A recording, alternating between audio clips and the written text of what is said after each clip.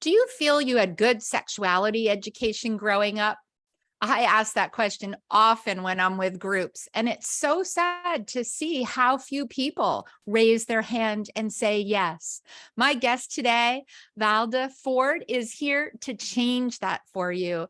And I have to say, I love that she wrote me that she had easy pregnancies and two beautiful baby boys, but the second child had challenges from birth and some struggles. So many years ago, not unlike the struggles of many vulnerable women today, she wanted to change that and to be the voice for the voiceless. She became a certified educator in sexuality, a certified sexuality educator, and really started helping uneducated people with HIV, but ultimately teaching the youth is just a band-aid in this, right? If you really want to make change, you have to teach parents. And just like me, she realized that so many parents don't have the knowledge and don't know what they don't know about sex. So hi, I'm Deborah Pascali Binaro, founder and director of Orgasmic Birth and host of the Orgasmic Birth podcast. And I'm so honored to have Valda Ford joining us today. She is both an RN who's worked on 6 continents. When I started looking at her work, I was like, wow. Valda sees every aspect of the human condition and strives to make good health easier to achieve. She brings the facts and helps with the fantasy. From what to know to what to do, she has answers and is not afraid of the questions. So she's here to talk about serious issues to satisfying solutions, having healthy babies, and having healthy sex. Welcome, Valda. It's truly an honor and a pleasure to have you here with us. Well, thank you, Deborah. It is my privilege indeed. Well, I love to ask the question, and knowing what you wrote about your own births, can you share a little bit more about your births and your birth stories and how that brought you to your journey and what you're doing today? I think that I was born to birth. I believe that I have one of those bodies that I could just get pregnant, keep walking, drop the baby, put the baby at the breast, keep on going. I had absolutely healthy pregnancies. They were easy. Each time I was in labor, someone had to tell me, "You're in labor." I was like, how could I possibly be in labor? I'm not hurting. Nothing is going on. Well, you're in labor. My sister said, "I can see that your color has changed and we need to get to the ER." That was the second time. The first time, my neighbor, now I was married very young to a Marine. We were at Camp Lejeune and we lived in a trailer park. My neighbor lived close enough that she saw me getting up to the bathroom over and over and over again. She saw the light go on, the light go off, the light go on. That tells you how closely we lived. And she knocked on my door about 4 a.m. She says, "Okay, let's go to the hospital," because we did not have a car, my husband and I. And I said, "Leave me alone. I'm fine." She says, "You're due. Maybe you're a week overdue. We need to go to the hospital." That's how easy my pregnancies were. I did not know I was in labor. And those women were right each time. They would be present day doulas and midwives in their own right because they knew all the signs. I just knew that I felt fine. I kept expecting something different to happen and it didn't. So I also had easy deliveries. I have just I'm made for it. I have the right pelvic structure. I've been very healthy. I was very fit, never did drugs, alcohol, or tobacco. So I thought that I was doing everything right. But my second son was born with pulmonary valve atresia. So he was not getting good blood flow to his heart. The good thing is that he was born near enough to an academic medical center that they whisked him away. They called me to say he only had about a 60% chance of surviving the exploratory procedure. I said, "So what's my option?" They said, "None. If you don't do it, we believe he will die in a day or two." He had the exploratory surgery and they said, "Now we need to do the real surgery. We don't know if he has more than a 30% chance of living, but again, he will die if not. Ultimately, they did the surgery. He had a brand new procedure that had just been approved within the prior 3 to 4 months. And while they told me he would not be better, he would not get up and move around, he wouldn't speak, maybe he would live, he was robust and rambunctious. So the beauty of exploring science, research, all that is beneficial to all of us and was to me at that point. Thank you. That must have been such a hard time. So just listening to your story, what strength that took on your part, and I'm sure for you and your family. So thank you for sharing.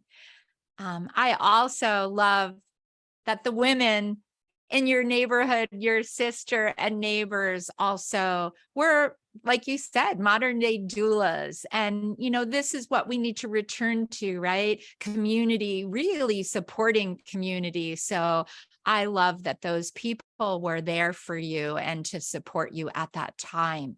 So having had your own birth stories and then being a nurse, right? How did you get involved and what sparked you to become a sexuality educator and dive into that aspect of supporting people?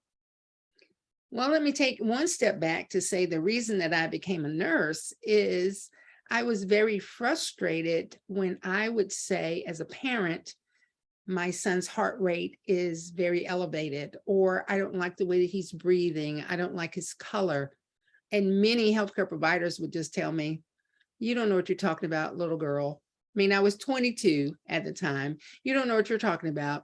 You need to sit down in a corner and go be quiet. And I said, no, I don't. I need to talk to you. I need you to listen. Fortunately, the doctor who had been his surgeon, I had a fast track to him, and he would say, bring him into the hospital every time he needed to be admitted. But what I learned was that the paternalistic nature of healthcare can be such that no one is hearing you. They are busy telling you what you need to know as compared to listening to what you, as a parent, as an intuitive, as a human being, can see something is wrong with this small person that I have charge over. And I became a nurse to learn the language, to be able to have the conversation, to be able to say, I understand exactly what you're saying. I know what the standards and procedures are, and you need to listen to me. I found that many, many, many people do not have that. They don't know how to speak to providers. Many providers, and I'm one as well, get all caught up with the language and learning all that jargon and understanding all that responsibility of, I have to be the one to save you, as compared to, we need to work as a team. And that is why I went into nursing. When my second son did die, and unfortunately, a lot of it was related to a lack of hearing on the part of his providers and negligence, ultimately. And that's a story for another day, because it's just, it overwhelms me every time I think about it. So I have to be prepared to even tell the entire story. But ultimately, he died in a hospital where people were not listening to me, where there was miscommunication, and it nearly took my life. I mean, I was suicidal with, oh, could I have spoken up more? Could I have demanded something? But I was in that vulnerable state then. By then I was a nursing student, but still didn't have my words, didn't have my strength, didn't have my spine straightened the way that it needed to be. And once I got through school, once I graduated, once I figured out that I was going to use that as my why, then I learned how to be the person who speaks up when others don't speak, to be the champion, to be the advocate, to be the voice. Thank you so much, Valda. And I am so sorry for the loss of your son. Just want to honor that and just your powerful journey from that pain to purpose and becoming that RN. and really helping so many people be heard, right? Find their voice and amplify their voice, because I couldn't agree with you more. In our patriarchal healthcare system, that's a challenge for many people. And I know that you agree this, particularly for people of color. And a lot of our racism and inequities in the system also is not listening and hearing everyone's voice, and making sure that they're respected and a part of every decision. So just thank you for sharing your journey, and thank you for where it's brought you to really be an advocate for so many. Yeah, well, I appreciate that. And I can tell you that vulnerability has many ways of being, doing. It can be from the person who is poor, who has lived in a rural area, who just is in awe of all things within the system. People who are new to the country, people who don't speak the language, people who have a different way of dressing or religion. There are just so many things that we as human beings bring our biases into the room. And I hope that more and more of us will do better with that. But that also brings me to what you started with, the same issue of who gets pregnant, who doesn't want to be pregnant, who is having their babies too early. A lot of that is associated with vulnerability as well. And in the USA, unfortunately, we have some of the worst outcomes for our infants and our mothers as compared to other industrialized nations. And another day and another time, we can delve deeply into that, but we can do Yes. better just by knowing ourselves, our bodies, listen to our neighbors who do understand. Yes, you look like you're in labor. Go do something about it. Get your doula, get your midwife, go to the hospital, whatever the situation is. Don't just sit there and assume that you need to have a lightning strike hitting in the middle of your vagina to tell you that that little person is trying to come out, because I never had that experience. So, but in sexuality, the whole thing was no one taught me anything about sex. No one has taught 95% of the people that I ask about sex. It has been a hit and run kind of learning thing. I mean, why is it that we will teach our children how to brush their teeth 100 different times? No, you're holding the toothbrush wrong. No, you're going up and down. No, you're going side to side. No, you should floss more. But when did we have that talk about sex? Once in a hurry, when we're afraid and hoping that it will go away. And that just sets us up for not understanding about safety and pleasure. So I started off trying to make sure that people with HIV were paid attention to, that we lost our bias. The original thing with HIV was horrible. Everyone just decided if you had it, you were a horrible person, you were sinning against God, it was a punishment for something in another life, whatever the case.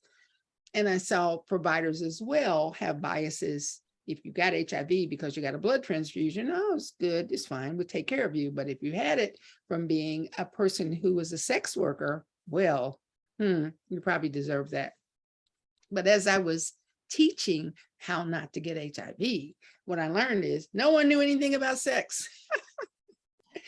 No one knew anything. I took some courses through the Centers for Disease Control. I learned how to be a trainer in their evidence-based interventions, specifically for youth. And one had an intervention with parents where I would tell the parents what I'm going to tell the kids so that they don't jerk them out of the class the second I say the word vagina. Oh. Oh, no, can't you use another word? No, let's talk about body parts. But I would talk to the parents and I would say, we're going to talk about the vagina, or we're going to talk about the clitoris, or we're going to talk about penile penetration. And they'd be like, what are those words? Okay.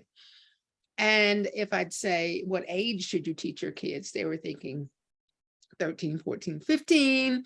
I'll say, no, puberty is starting at 8, 9, and 10 because we're overweight these days. All sorts of things are going on in our poor little bodies that are putting us into early puberty. So that means that your little 9-year-old may be physically able to get pregnant or to make someone pregnant. And they were like, that's impossible. No, it's not. But the fun thing was, as I taught the parents, what I found is they knew so little and were actually eager to learn in a comfortable and comforting environment, that I taught the kids, but I taught the parents the most because they needed to be the reinforcers. And I taught them about pleasure, and I taught them about safety. I taught them about using dialogue, that if you were in a near date rape situation, you could use some verbal judo to get out of. And I taught the parents, you have to say, you're better than this momentary thing while you're too young to understand the consequences. And then what happened later, we found that some people didn't even know they were pregnant. After they got pregnant, they didn't know if they should have sex never again, or if they needed to wait 6 months. I've worked with people in other countries who've been quite angry with me when I've said, no, 6 to 8 weeks is fine. They're like, oh my God, we usually say a year, so our men will leave us alone. That I was culturally inept, that I really needed to read the room, Valda, read the room, and understand that before I went in telling someone, I wanted to find out what was the standard, what was the norm, and how to give great information that was accurate in line with the cultural norms and practices. Yeah. I'm just like got a whole bunch of things floating in my mind from your great stories and how you came to that. But I know that many people that are listening may be pregnant, maybe parenting, or a doula that wants to support parenting. So as you kind of bring this education, do you have a few things that you could say that are really important tips for someone starting that journey? They're not even sure what they don't know. You mean about sex in general, about sex after Yes, pregnancy? Sex in general. Okay. sex in general. Yeah, sex in general. Number one, we are created to create small copies of ourselves. Whether or not that's what you want to do, that is what our bodies are primed to do. So as a parent, it's very important, if you're telling your children, these are normal feelings and this is what you do about them. Secondarily, if you're a grown-up and you're thinking about, well, I don't like to have sex. There are many people who would come to me when I have seminars and they say, I don't like sex. I don't want to have sex. I do it because it's a duty, it's necessary. And I said, that is unfortunate, because our body has all these wonderful chemicals trying to help us have a good time. We have to start with our minds, though. And if you've been taught that it's a duty, that is necessary, if you have unfortunately had bad experiences, especially if the first experiences were bad, it was painful, it was frightening, it was embarrassing, then you may have to work on it. But you need to get your head straight. That's what my cousin always said. Get your head straight, girl. Get in the game. Think about the fact that sex is and should be beautiful. It should be amazing, because what other thing is going on in our lives that our body is priming us to enjoy? What else is there? There are all those good chemicals in there that make you enjoy sex if your head is in the right place for them to work. So number one, when you are having a discussion with your partner, well, maybe even before then, do you want to find out what brings you pleasure on your own? If you're afraid, ashamed, don't know, there are plenty of videos. Don't go to a porn site. Go to one from an educator to learn about things that help you. If you're a couple and you've gone down the wrong path for so long, and as a couple who has lied to each other all along, but oh, that feels so great, so wonderful, oh, that's amazing, the whole time you're thinking, I wonder if I can get to the store and back before my parents come over. Did I get the dog food? Your mind is everywhere except on the sex. Consider to start off without having physical interaction in the genital region. You're just sitting in a room. It's dark. If you like, if you're embarrassed, just start with a totally dark room. Start with one with the right temperature, and then touch each other. Come close to touching each other. Do you remember the experience of the first kiss when you wanted it? Like when you were with that little boy or girl who you wanted them to reach over and touch you. You wanted them to have that accidental arm cross, and you wanted that. You felt the tingle of it. You can do that. You can recreate that by going in a room, having some sensory deprivation, turning off the phones, the television, even the music. Not everyone is good with music in the background, but do what works for you. Get the temperature so that you're not cold and you're not sweating, and just have some exercises, whether you're just going to touch with a hand on the arm, you're going to blow on the neck, you're going to just do a soft back rub and a tickle up and down the spine. These are things where if the expectation isn't at the end, you have to want to be penetrated. It might be fun. And then guess what? When your body starts working and your juices start to flow, and you might say, yeah, okay. Yes. When you are working with your body and not against your body, when you are honest with your partner, and it's sometimes hard to go back to say, you know what? We've been together for 5 years, but sex with you sucks. And I don't mean in a positive way. It is horrible. You can't say that, right? You can't hurt people's feelings and recover from that. So you could say, I tell people in my seminars, tell them I was talking to this nurse named Valda, and she said, let's try some things. You don't have to say it was horrible, at least not that way. You say, well, let's try some things. We've been together a while. Let's experiment. Let's see how it goes. Now, you may have to later say, you know, I'm sorry, but you have to do a better job of cleaning yourself before we get into bed. Or maybe you're one of those people who likes it more au naturel. You might have to do some negotiating. But sex is amazing. It's fun. It should be playful. It should be playful, where you're laughing, you're talking.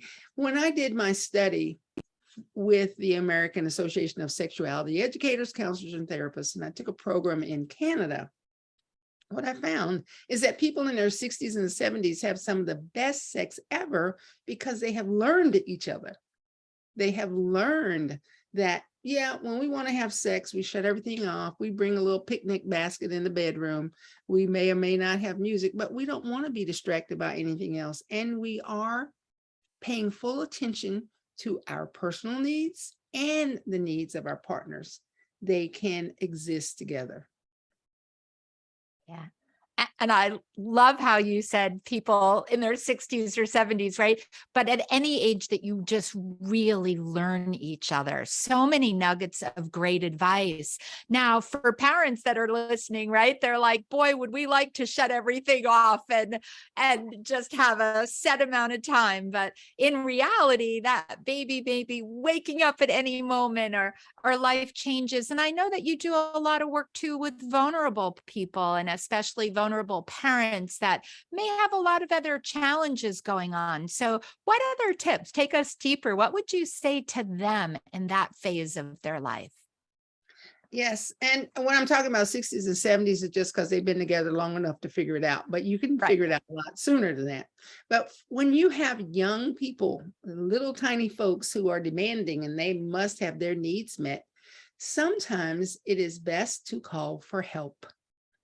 It is perfectly okay to enlist the aid of a friend, even another newer parent who is saying, okay, I need half a day on Thursday. I'll give you half a day on Friday, or whatever the case might be. Parents, in-laws, paid people, when you can, enlist the aid of someone who understands that you just need some time to yourself. You need time to feel good about yourself, whether it's to go to get your hair done or a pedicure or a massage, my all-time favorite thing. If you can allow yourself to take care of yourself and stop giving from the core, give from the overflow.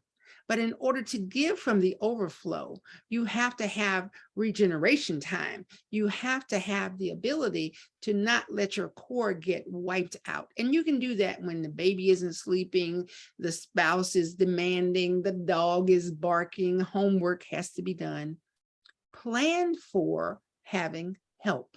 And even if you don't have a lot of money, every situation I've known, every community I've been in, there are people who love to be the ones taking care of the baby for a little while.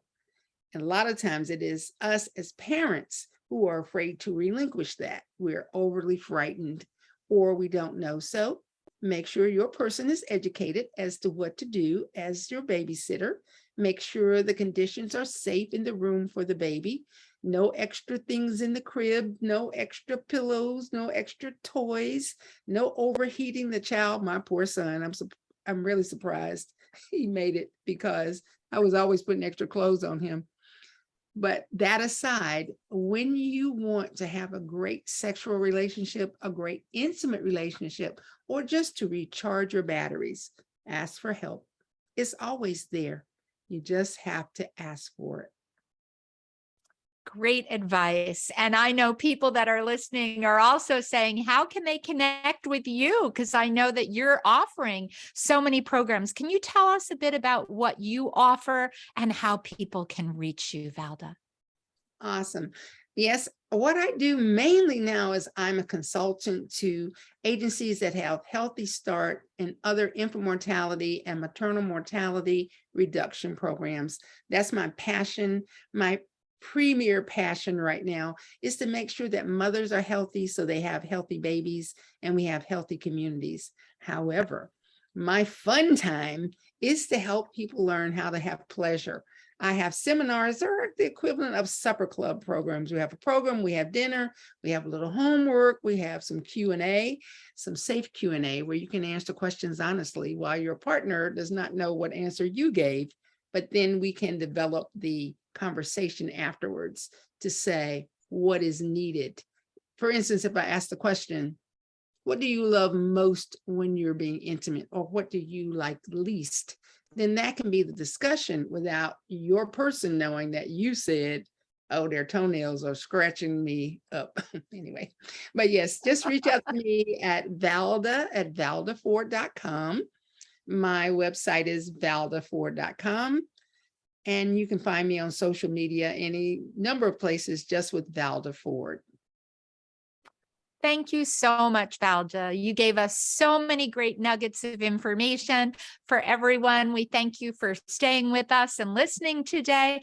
And we hope that you'll share what were some of your favorite tips. What are you going to incorporate to bring more pleasure and great sex into your life? So definitely share your favorite comments and takeaways, tag us, and thank you for joining us next time for another episode of the Orgasmic Birth Podcast. Thank you.